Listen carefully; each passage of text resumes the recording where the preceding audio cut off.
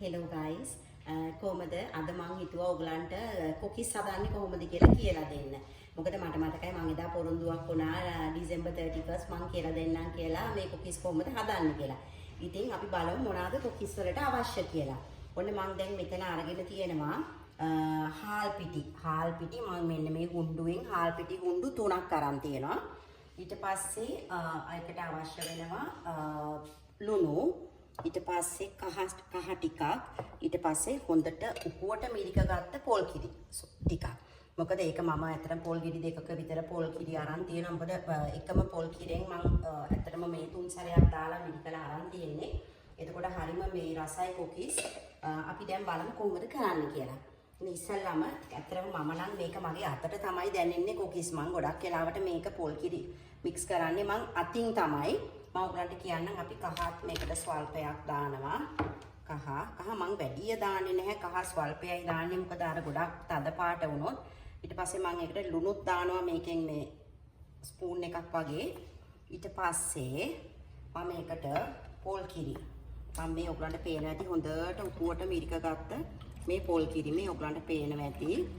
එකම පොල් කිරි 3 සැරයක් මේ මිරික ගත්තා. ඊට පස්සේ දැන් මම අත් සෝදලා මම ඔයගලන්ට මේක අතින් අකමැති නම් ඔයගලන්ට ඕන එකකින් කරන්න පුළුවන්. ස්පූන් එකකින් හරි සමහරව බීටර්ස් පාවිච්චි කරනවා හෑන්ඩ් බීට් එක ඕන එකක්. මම නම් මොකද මගේ අතට දැනෙන්නෙත් මේකෙන් නිසා මම හිතුවා මේකෙන්ම කරන්න ඕන කියලා. දැන් ඔන්න මම මේකට පොල් කිරි මික්ස් කරනවා. ඒක ටිකක් පරිස්සමින් කරන්න ඕනේ. මොකද ගොඩාක් මේ දිය වුණොත් අපිට කුකිස් හදාගන්න බැරි වෙනවා. ඒක නිසා අපි ඒක ටිකක් උපුවට තමයි අපි ඒක මේකට ඇඩ් කරන්නේ පොල් කිරි.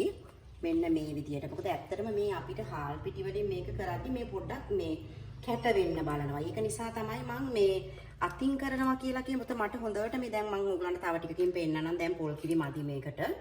ඔන්න මම දැන් තව මේකට පොල් කිරි ස්වල්පයක් මේකට එකතු කරනවා. කුකිස් කියන්නේ ඇත්තටම ලේසියෙනුත් පහසුවෙනුත් හදාගන්න පුළුවන් දෙයක්. ඉතින් මේ මම නම් මේ ඇත්තටම හැම අලුත් අවුරුද්දටමයි සිංහල අවුරුද්දටත් මම ගෙදර හදනවා. මොකද අපේ ගෙදර අය ටිකක් කැමති කුකිස් කන්න. ඒක නිසා ඉතින් මට හිතුවා ඔයගලන්ටත් මම දන්න දේ පොඩ්ඩක් කියලා දෙන්න ඕනේ කොහොමද කුකිස් කරන්න කියලා. ඉතින් දැන් මේ තාම මේකේ උකු ගතිය ඇත්තටම වැඩි. ඒක එතකොට මම දැන් ආයේ මගේ අතටත් ඒක දැනෙනවා. මම ඔයගලන්ට ඒක කියන්නම්. දැන් මම ඔන්න තව පොල් කිරි ටිකක් ඒකට එකතු කරනවා. එකතු කරලා මට හිතෙනවා කහ පාටක් චුට්ටක් විතර මදි කියලා. මම ආයේ කහ ස්වල්පයකුත් ඒකට එකතු කරනවා. එකතු කරලා දැන් මෙන්න මෙහෙම මේ විදිහට හොඳට මෙන්න මේ වගේ මික්ස්චර් එකක් හදා ගන්නවා. දැන් ඔයගලන්ට පේනවද මන්ද මේ කැට තියෙනවා නම් මගේ අතට අහු වෙනවා පිටි කැට මේ. එතකොට මම මේක හොඳට මේ කැට ඔක්කොම පොඩි වෙනකල් හොඳට මේක අතින් කලවම් කරනවා. ඔන්න ඔහොම. ඊට පස්සේ මම මෙන්න මේ වගේ එනකොට තමයි උනට මතක ඇති මගේ කලින් ආප්ප මික්ස් එක මම කියලා දුන්නා. ඇත්තටම අන්න ඒ විදිහම තමයි. ඊට වැඩිය චුට්ටක් මේකේ මේ උපු ගතිය වැඩි වෙන්න ඕන. දැන් මේකේ මේ කැට තියෙනවා නම් මට පේනවා පිටි කැට තියෙනවා නම් මෙහෙම මේ අතරක් දැනෙනවා. ඒක මේ මම මෙහෙම කරලා බලනවා. එතකොට මම දැන් මේක හොඳට මික්ස් කරලා මෙන්න මේ ගාන තමයි මේ තියෙන්නේ මේ ඔයගලන්ට පේනවද? මෙන්න මෙහෙම මෙන්න මෙහෙමයි. දැන් මම හිතනවා අපි මේ ගානට තියලා අපි එහෙනම් කොහොමද කුකිස් වදින්නේ කුකිස් පුච්චන්නේ කියලා අපි බලමු. ඔන්න දැන් අපි බලමු කොහොමද කුකිස් හදන්නේ කියලා. මම ඉස්සෙල්ලාම ඔයගලන්ට කුකිස් අච්චුවේ ඉඳලා පටන් ගන්නම්. ඇත්තටම මම ගොඩක් වෙලාවට පාවිච්චි කරන්නේ මෙන්න මේ බ්‍රෑන්ඩ් එක. හැබැයි මම ප්‍රොමෝට් කරනවා නෙමෙයි. මගේ ළඟ ඒකේ මේ මම කලින් ගත්ත අච්චුව එක සමනලය හැටි. මේක මල වගේ. ඒතර මේක මම වෙන බ්‍රෑන්ඩ් එකක් මම ගත්තේ. මම ඔයගලන්ට ගන්නවා නම් අලුතෙන් හදලා එහෙම ඉන්නවා නම් ඇත්තටම මම ප්‍රොමෝට් කරනවා නෙමෙයි. මෙන්න මේ බ්‍රිස්ටෝ කියන බ්‍රෑන්ඩ් එක ඇත්තටම හොඳයි. මොකද මේක non stick එකක්. අපි ඉස්සර වගේ අර බිත්තර දාලා ආප්ප ගලවන්න ඕනේ නැහැ. කරදර වෙන්න ඕනේ නැහැ. මේක non stick නිසා ඉක්මනට ගැලවෙනවා. දැන් ඔයගලන්ට පේනවා ඇති දැන් මම තාච්චියට තෙල් දාලා තෙල් රත් කරලා මම තියෙන්නේ. හරිද? එතකොට දැන් මම ඊට පස්සේ තෙල් එක දැන් හොඳට රත් වුණාට පස්සේ මේ කුකිස් අච්චුවත් තෙල් එකට දාලා අපි හොඳට රත් කරගන්න ඕනේ. ගොඩාක් රත් වුණොත් එහෙම අපිට මේක උණු වෙලා වැටෙනවා. ඒක නිසා අපි ගොඩාක් රත් කරන්නේ නැහැ. සාමාන්‍යයෙන් කොකිස් අච්චුවක් ටිකක් තෙලේ රත් වෙන්න තියලා රත් වුණාට පස්සේ මෙහෙම තෙල් ගසලා අරගෙන මේ තමයි දැන් මගේ මික්ස් එක මම ඔක්කොම ගත්තේ නෑ මේකට.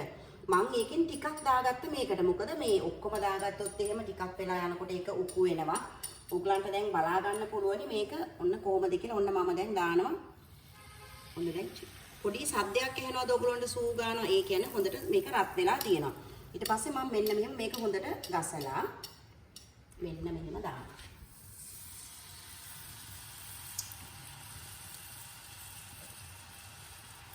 මේක ඇත්තටම හරිම පහසුයි. අලුත් දැන් ඉස්සර නම් මට මතකයි මේ non stick එකෙන් ඉස්සලා මගේ ළඟ තිබුණේ නිකන් කොකිස් අච්චුවක්. ඉතින් සමහර දවස් වලට හොඳට ගැලවෙනවා, සමහර දවස් වලට හොඳට ගැලවෙන්නේ නැහැ. ඉතින් ඇත්තටම දැන් කොකිස් මේකෙන් මේක තියෙන නිසා හරිම පහසුයි හදාගන්න. දැන් ඔයගලන්ට පේනවා මේක ටිකක් වෙලා යද්දි දාපු ගමන්ම හොලවන්න එපා. ටිකක් වෙලා මේක තෙල් එකේ තියෙන්න අරින්න. තියලා ඊට පස්සේ සමහරලාට නිකම්ම මේක ගැලවෙන වෙලාවලුත් තියෙනවා. එහෙම නැත්නම් චුට්ටක් මෙහෙම සොලවන්න. මෙන්න මෙහෙම. එතකොට ඔන්න බලන්න දැන් මේක ගැලවුණා. ඉතින් දැන් මම බලන් ඉන්නේ නෑ ඒක රත් වෙනකල්. ඒක මේ කොකිස් එක බැදෙනකල් මම ආපහු ඊළඟ එක ආයි දානවා. මෙන්න මෙහෙම. මෙහෙම අරගෙන ඊට පස්සේ ඔන්න ඒක මම මෙන්න මේ විදියට ඒකත් දානවා. මම ගොඩක් වෙලාවට මේ තාච්චියේ කොකිස් 3ක් විතර එක සැරේ දානවා. ඊට පස්සේ බැදෙන එක මම අයින් කරනවා. ඉතින් ඕගලන්ටත් පුළුවන් ඕගලන් කැමති විදියට ඕගලන් මේ පහසු විදියට ඕගලන්ට කරගන්න පුළුවන්. අර මට ටිකක් කාලෙත් ඉක්මනට කරගන්න ඕන නිසා මම ගොඩක් වෙලාවට ටිකක් ලොකු තාච්චියක් අරගෙන තෙල් ටිකක් වැඩිපුර දාලා ගොඩක් වෙලාවට මම මේ 3ක් වගේ මම ඇත්තටම මේ කොකිස් දානවා. ඔන්න බලන්න දැන් මේක මෙහෙම ඇත්තටම මෙහෙම උස්සනකොටම වගේ කොකිස් එක ගැලවෙනවා. ආපහු මම ඊළඟ එකක් දැන් ඔන්න දානවා.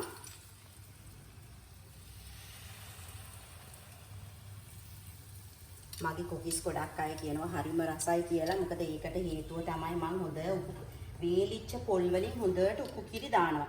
අනික හොඳට මතක තියාගන්න කොකිස් එක පැත්තක් බැදෙනකොට චුට්ටක් අනිත් පැත්තට දාන්න. මේ වගේ එක පැත්තක් බැදෙනකොට අනිත් පැත්ත දාන්න මතක තියාගන්න. එතකොට දෙපැත්තම ලස්සනට බැදිලා තියෙනවා කොකිස් එකේ. මෙන්න මෙහෙම. මම චුට්ටක් බ්‍රවුන් පාට වෙන්න බැද ගන්නවා කොකිස් එක. මොකද ටිකක් කල් තියාගන්නත් පුළුවන්. නැත්තම් සමහර වෙලට ටිකක් පහු වෙනකොට පොඟන්න වගේ බලනවා. ඒක නිසා මම චුට්ටක් කොකිස් එක කහ පාටට වැඩි පොඩ්ඩක් බ්‍රවුන් ගතිය වෙනකන් වදිනවා. දැන් ඔන්න මේක බලන්න.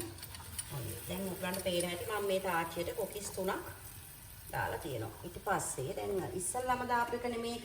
මම ඒක ඉස්සල්ලාම දාපු එක දැන් ඔන්න ආයෙ අනිත් පැත්ත හැරෙව්වා. මෙහෙම මේ ස්ටික් එකක් ඕගලන්ට හදා ගන්නත් පුළුවන්. මේ ස්ටික් නැත්තම් ඇත්තටම හරිම පහසුයි මේ ස්ටික් එක. මොකද මේකේ මේ සාමාන්‍යයෙන් කොකිස් බදිනකොට අනිවාර්යයෙන්ම මේ වගේ ස්ටික් එකක් තියෙන්න ඕනේ. ඒක ඇත්තටම හැන්ඩිමිටකින් උනත් හදා ගන්න පුළුවන්. මේ ඒක නිසා මේ මෙන්න මේ විදිහට දැන් ඔන්න මම ඒක අයින් කරා. ඔන්න ඊට පස්සේ තව එකක් දැම්ම. ආයි මම කොකිස් අච්චුව මෙහෙම හොඳට රත් කරලා තව සැරයක් දානවා.